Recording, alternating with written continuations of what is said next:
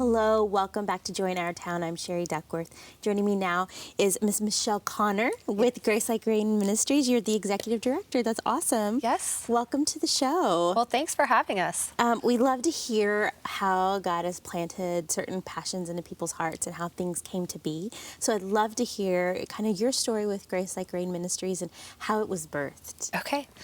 You know, I'm a firm believer that God gives you situations in your life that drive a passion in you and drive a movement in you. And so that, all along, He has created me with a desire to serve young children, to work with them, to see them, orphans, widows, orphans, that type of just walking alongside them. When I was young, I was a single mom when I first started off. I had a baby, and she changed my world, and it was such a blessing. And my family was always there by my side. They walked with me, they supported me, they encouraged me, and I came from a very large family, so extended family that was always there to support and love us. And then fast forward many years later, I was married, had 5 kids. I was diagnosed with ovarian cancer. And another very trying time in our lives. We had a young one. We had an 18-month-old at the time. My husband was in the middle of a busy time in his life, and we were entering into a very hard season. And we had a community. We were away from our family because we were in Maryland. But we had my parents were there, my brother, and then we had this huge church community that they embraced us and loved us and saw us through one of the hardest times in our lives. And fast forward again, come to the end of that, and God just really worked on me through cancer and through my relationship with Him. And I knew moving forward that if His will was for me to be here, I wanted His will to be done on earth, and I wanted to move forward in that passion and desire. So we moved back to Texas, to a little town in Argyle, Texas, and didn't know very many people. Had to plan ourselves into a community, and we moved into a great community that really built around us. And so that desire to walk and start serving children that were struggling and in tough situations birthed this idea for Grace Like Rain. And through the community and the support, how can we walk alongside struggling families that are suffering homelessness, crisis situations? How can we be His hands and feet? How can we love them unconditionally and show them God's grace and mercy and just partner with them to help them get to the next step? So your story just touches my heart, to hear what you've been through. And thank you for sharing that with us. And I love that through that suffering, through that pain, something so beautiful has been birthed from that, to help others. Talk to us about the families that you're able to minister to. What kind of families are you all reaching out to? Really, it's any family that we see a lot of homelessness as a situation, is the biggest situation and the biggest crisis. It's just families that are struggling, and they don't necessarily have a family or a strong family support system to walk with them, or they've been learning to survive. And when you're in survival mode, you don't depend on your community. You don't know how to reach out, or you're ashamed to reach out and ask for help because you're ashamed of what's gone on in your life. So we really try to focus on that we're sharing our stories and we're sharing our testimonies and we're telling who we are, so that when a family reaches out to us, they feel comfortable. We are your family. We are your community, and let us just walk with you. It's so great hearing your story. You had a support system. You had a family that rallied around you, and it makes such a difference. So when they have somebody come and be that for them, how does that then help them get out of where they currently are? What does that do for them? Well, what we are seeing is that we provide what's called coaches and family case managers, and then many, many other volunteers that come in and minister to them and work with them. But through the coaches and through that relationship, they are learning to rely on somebody, to ask for help, we're getting the opportunity to sit and to pray with them. We're getting the opportunity just to share that this is all because of him. And so that just gives them another hope. And whether they're believers or not, they have the opportunity to see that what we do is purely out of the love for Christ and what he's done for us. So the relationship piece of it is key, because if you can't, and we tell them that going in, this is all about relationship. And if you're not willing to be open and honest and pour into that relationship with us, it's probably not going to work. But if you will do that, you'll give us you, we'll give you us, and we'll walk through this together, and we'll just take it step by step and see what we need to do. I love that. Talk to us about some of those practical steps that need to be taken. What are some things that you require of the families to do when they come to the program? Okay, so most of our families come in and they're homeless, so that's a huge hurdle to jump. A lot of them don't have cars. Jobs are hard to maintain. What we're finding is it's very hard to have a job if you don't have childcare, if you have multiple kids, or if you're a single mom. Right. Childcare is very hard to find, and so we set a program ahead of them, and we try to break it down as best as we can into the steps so it's easy to attain. But we do want them working. So one of our first goals is always to get them a job and to work with them to find a job, whether that be just helping them to apply, helping them build their resume, coaching them through interviews, providing clothing for interviews, and just kind of working through that. But through that, we provide the childcare and we help with the childcare. And that's where the community steps in, and the mentors and the coaches and the volunteers, because they can't go to job interviews if they're having to pay $10 an hour for childcare, because they don't have $10 an hour to pay for childcare.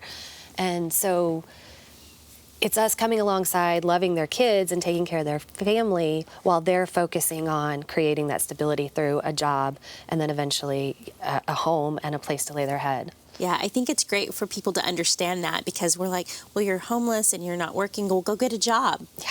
Oh, yeah, it's so easy. Why didn't I think of that? It's just like... I have been guilty of saying that. Right? So.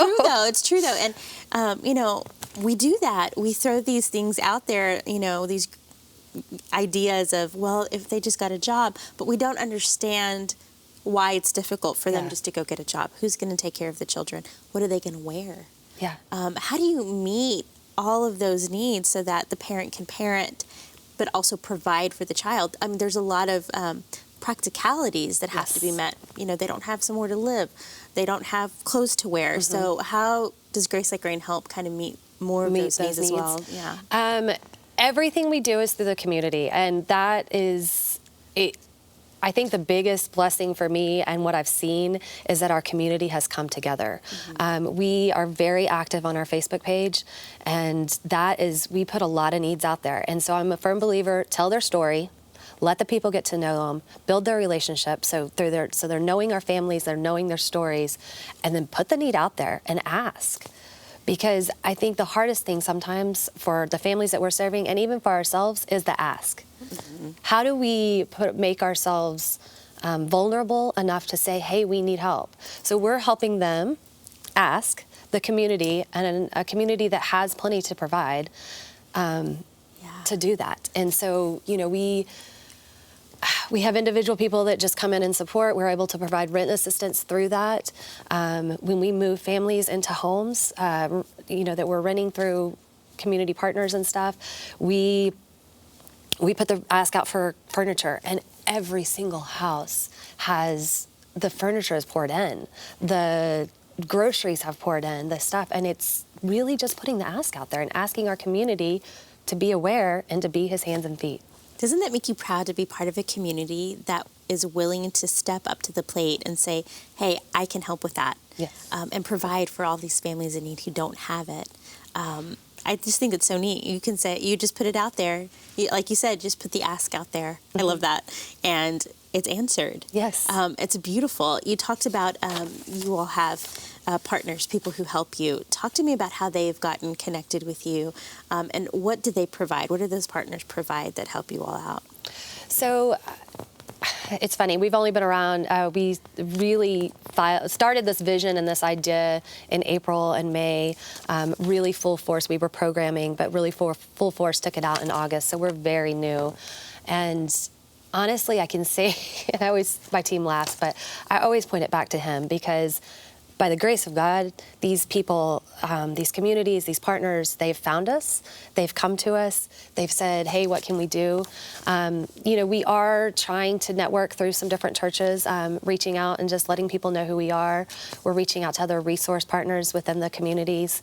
Again, letting them know who we are, and then through that, those relationships are being built. But I'm again, firm believer that he's going to put the right people in our path at the right time, and then those connections happen. So it's neat to see the process of when God births something. He plants something in you, and he births it out of you, and he provides. Yes. And so it's neat to hear, well, he's just brought us people. Like it's just happened. It has. And it is. It's miraculous. It really is a miracle on how he does that when it's something that he's called you to. Yes. He provides for it. And I think that just that grows all of our faith that are hearing that story, Yes. to know that if God has called you to do something, he's going to provide what you need to make that happen. Yeah, we've gone from three people on our board to 10, and we have a staff team of 7 that fully volunteers. Everybody that does this is full volunteer, probably putting in 20 plus hours a week, plus our families. We probably have over 50 volunteers that have stepped up and said, hey, what can we do? And I don't know. It just happens. It just happens. And I love it. I love being able to share the story, and then to sit back and watch the stories and watch these relationships build between people that, had we not said, hey, step out of your comfort zone and, go meet somebody new, those relationships wouldn't be happening. We'd love to hear stories. Do you have one that you think of immediately, a success story of a family and a volunteer? Yeah. So success stories are definitely, each success is different, but what I see as success is that relationship and that piece. So we have a single dad with a son who's autistic, and he's been raising him on his own for a long time. And we were able to celebrate his 13th birthday. We had a community, it was actually a fundraiser night that we had for our community, and a lot of people came out, but we were able to tie this birthday into it. And the message we got from his dad afterwards about that, just thanking us for being his family. That is what we want to be, as the family. And he said, I don't think Nate has ever had this, we've just never had just so many people that we don't know come alongside and love us and just be there for us. And it was very special. We have another coach family. The wife is the one mentoring the mom, the single mom, but she has five kids. And watching her and her husband just pour into this family, and it's a relationship. Like, you watch them giggle together, and the kids are hugging on him, and he's hugging on them, and there's silly faces, and I'm sure there's pictures of them, which is great. And then there's so many stories. Yeah, I love to hear, though, that the big thing is the community. That the birthday party, he's never had an experience like that before. And we take that for granted. Mm-hmm. I think especially those of us who come from a big family, that you always have somebody to lean on. You always have somebody there to support you. But not everybody has that. No. And so when you fall into difficult times, and you don't have a paycheck, or, you've moved somewhere and you don't have resources, and you're all alone, what then? Yeah. And so thank the Lord for planting the seed in you, and for Grace Like Rain Ministries and what you all are doing. And if anyone would like to know more about Grace Like Rain Ministries, you can check out their website at gracelikerainministries.org. Thank you for watching Joy in Our Town.